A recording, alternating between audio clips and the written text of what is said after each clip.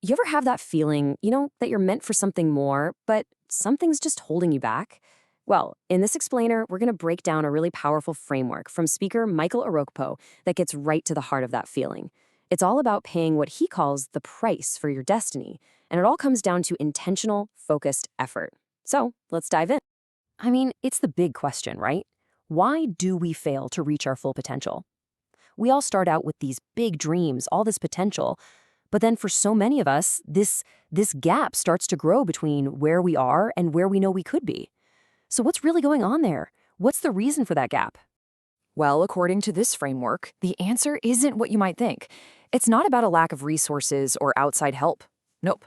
The core idea here is that any lack you feel, it's actually a signal. Think of it like an alarm system, going off to tell you, hey, there's an area over here you're not giving enough diligence to. Okay, so to really get this, we're going to walk through 5 key areas. First, we'll tackle what this problem of diligence even is. Then we'll look at how to apply it to finding your purpose. After that, developing an excellent mind, then building your inner world. And finally, we'll put it all together to see what the price of destiny really is.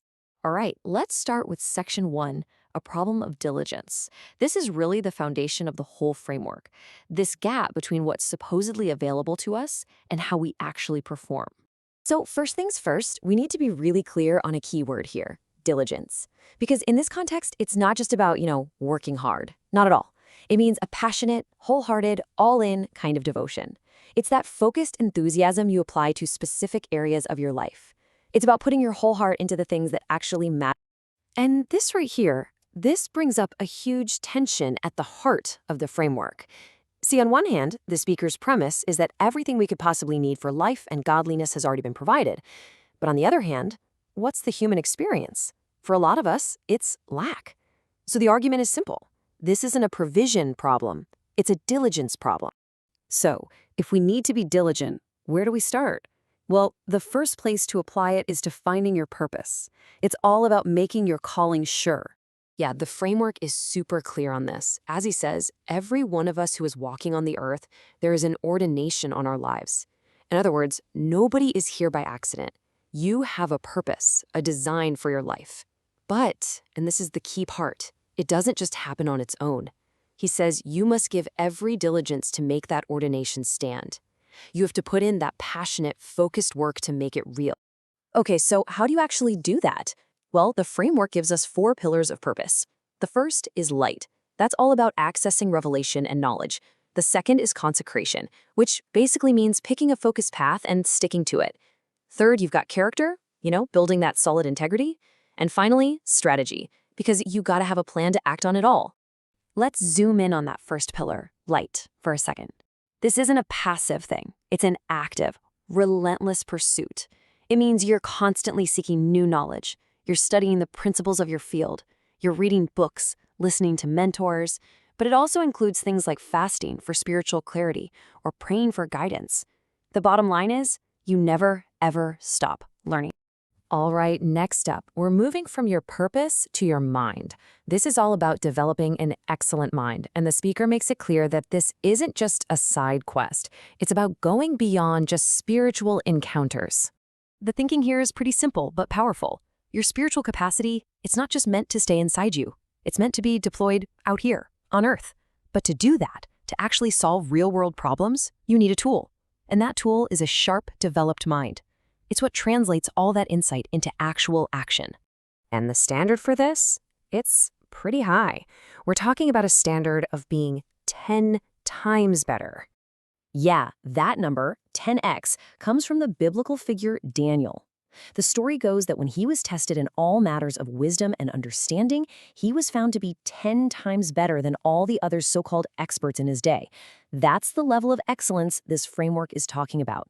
And this quality? This is what the speaker calls an excellent spirit. And let's be clear, it's not just about having some kind of spiritual feeling. It's about applying that spiritual insight to solve real-world problems. It's about interpreting complex issues, dissolving doubts with wisdom. It's where the spiritual and the intellectual come together to create actual value in the world. Okay, from the mind, we now go even deeper. We're going to turn inward to building your inner world. This is where the quality of your entire life is actually determined. And this brings us to an absolutely critical principle. The speaker puts it this way: the quality of a man's life doesn't come from external, it comes from internal. It's so simple but so profound. Your outer world is just a mirror of your inner world. So, as he says, you have to guard your heart with all diligence. That's where the real work is. And it's not enough to just have faith as a foundation. According to this teaching, you have to diligently add to your faith. It's an active process. You're intentionally building on top of it with things like virtue, and then knowledge, patience, kindness, and finally, love. The idea is that without actively adding these things, your faith can't really be effective. Another huge piece of this inner world puzzle is the diligence of unity. The speaker points out that our greatest resources, the best stuff we have access to, are often part of a corporate inheritance. In other words, they come from our community.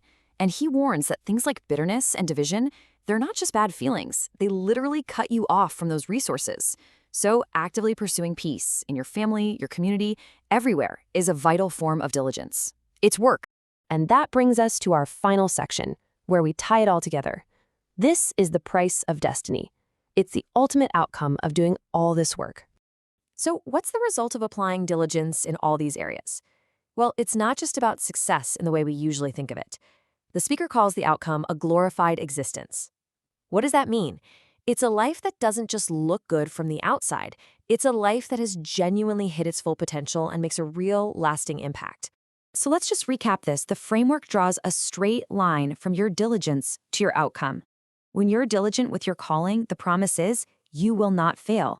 When you're diligent with your mind, your profiting, your growth, it will be obvious to everyone.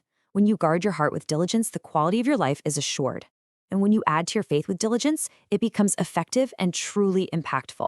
So we've walked through this entire framework. It's pretty clear, right? But it all comes down to one final question that's really for you and for me. Destiny, it turns out, has a price. It's paid with passionate, focused diligence in the areas that matter the most.